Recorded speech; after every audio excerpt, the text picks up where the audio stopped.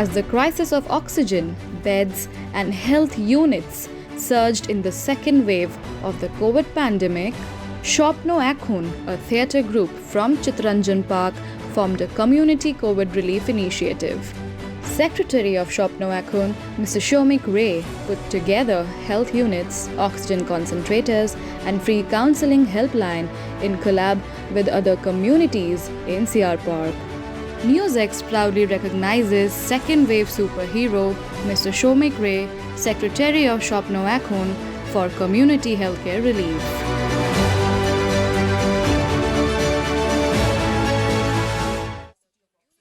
Hello, I'm Priyanka Chaudhary and welcome to NewsX's very special series, The Second Wave Superheroes, where we bring stories of people and organizations who have extended a helping hand to many at a time when India continues to reel under a devastating pandemic. Today we are joined by our special guest, Shomik, who is the Secretary of Shapno Ekhon. Welcome to the show, sir. Thank you. Thank you very much. So help us understand about your organization, Shapno Ekhon, and the initiative that, Shapno Ekhon has started. Okay, so Shapno Ekhon is basically a social organization. So we started off as a social cultural organization, and we were engaged in creative performing arts, especially theater. And gradually we moved into other areas like heritage education. So that's a strong part of our work. And we've also been responding to local social issues in the community as we moved along. So we've been around for 10 years now. And about the current initiative, see, many of us in Shapno Ekhon, we actually belong to the development sector. So professionally, we work in the development sector and various issues related to development. As far as the current response to the pandemic is concerned in our country. See, there are certain things which the state has to do, like set up hospitals and provide health care. But there are a lot of things which can be managed at the community level. And that's where the role of civil society comes in. And this initiative is part of that. So, like, for example, provision of oxygen or emergency equipment at the local level can be provided if local civil society comes forward, which, many organizations in the current period have been doing so. So that's where our initiative came from. So Shapno Ekhon basically reached out to the residents and to the community-based organizations in and around Chittaranjan Park to help in setting up something what we call a community-based emergency management unit, where we can have some emergency medical equipment which can be used by the community members when in need. So we started with oxygen concentrators because that's what people were looking for all around. And gradually we hope to add in more services with this unit. So that's in a nutshell what we did here. Okay. So sir, help us understand roughly how many people are now a part of your team and working actively as volunteers and of course as mentors. Okay.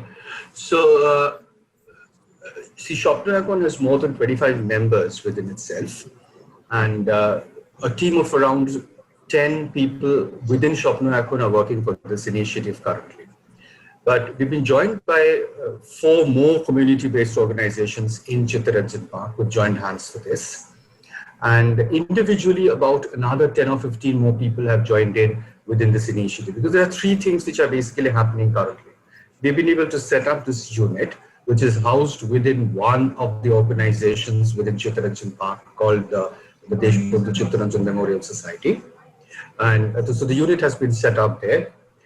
We've also been running information service where about 15 volunteers from the community, some from within Shapno Ekhon, some from other places, have joined in to screen information that is available in the social media. So what they do is every morning they personally verify leads and information which come in there. So things like where are beds available, where is oxygen available, and where are medicines available. So they would personally call up these numbers which float in the media and verify them and give a sort of personally verified leads for the day. So about a team of 10 or 15 people are working on that.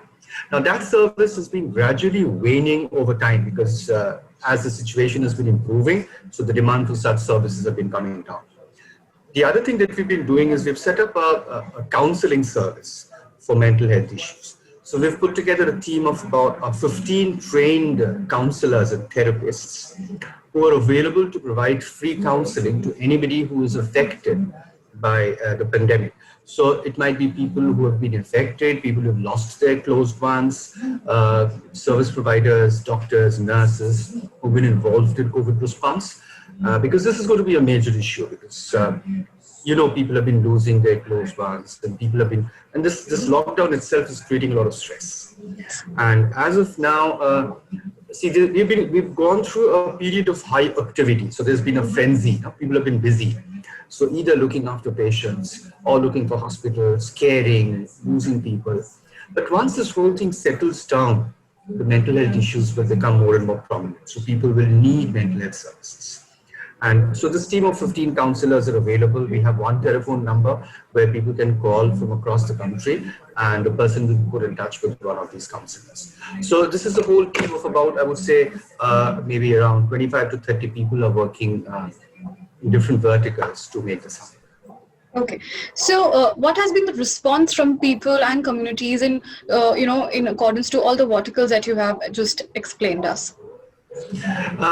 Well, I would say the response has been very good because as far as the counseling service is concerned, we didn't have a problem with that because, as I said, many of us are from the development sector background. So we have friends who are counselors, who are mental health experts. So it was just a matter of reaching out to them and telling them, are you willing to be part of this? And they were happily part of this. So that was one part of it. As far as setting up this unit is concerned, we got overwhelming response from the residents of not only CR Park, but also from other places within Delhi and also outside. And that's partly because we've had an established credibility over the last 10 years within the community. And so there was a fire incident last year in a place called Tughlakabad where we responded. And people saw that we responded, and people also came in with us to help us respond. And as part of our heritage education program, we have a project which is called Neighborhood Diaries, which is basically, recording the narrative history of the community of Chittaranjan Park. So through that particular project, people already know Shapno. People know the individuals related to this. So it was easy for us to reach out, and they believed in us. It was difficult with the organizations initially, but there were two proactive institutions who came forward and joined us. So the Chittaranjan Memorial Society came forward, the EBDP Association came forward. And once these organizations came forward, there were the Puja Samitis, the two Puja Samitis, the Pocket 52 Puja Samiti and the Cooperative Ground Puja Samiti, they joined in. So now we have 5 organizations and more than 30 individuals who have contributed to this cause. And now that the unit is set up, we are also getting calls from other organizations within the community who are willing to be part of this. So I would say it's been an overwhelming response. Okay. So, this is what is the need of the hour. People come out in their own communities, form organizations and lend help to the people who are in need, So talking about that, how many, like you said, you talk about oxygen concentrators, how many oxygen concentrators or probably health units have you stocked up, keeping in mind the future of COVID? Yeah. Currently we have 11 concentrators which is available. And I would say to begin with, that's a very good number. If you're looking at a community like Chittaranjan Park, which I would say probably has a population about 2 lakhs or a little more than that. So 11 concentrators are available. Apart from that, I am aware that certain RWAs have also kept 1 or 2 concentrators for their use. So I would say to begin with, that should be a good enough number. Looking at it futuristically, it may not be needed today, but we are looking at setting up a unit which is futuristic in nature. And we're not looking at only concentrators, so we're looking at putting in other services also. So say, for example, we're looking at putting in wheelchairs, IV stands, orthopedic equipment. Say, for example, elderly people have falls and they need wheelchairs for short periods in time. And it's difficult for many people to go and buy them for short periods in time. But if these are available, they can be used for the community for shorter periods. And they can go on to other people once one individual is done with it, sort of. So we are looking at adding on more services to it gradually. And now we have offers from other organizations who are willing to pitch in. So we shall have more things like, for example, say, the pulse oximeters or digital thermometers, because they are being black marketed heavily. So for an individual so something which costs 800, 900 rupees is being sold for 2,000, 3,000 rupees.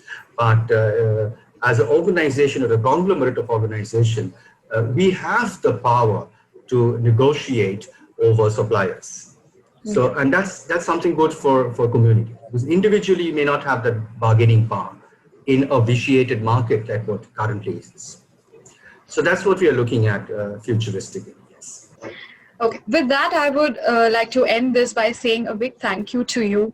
Since I myself come from Siapak, and I know how important these initiatives are for people residing in the community, and of course in Siapak. This is a remarkable thing that you're doing, and we are really grateful that this initiative has come across, and we hope that it still continues to run. Thank you so much for joining us.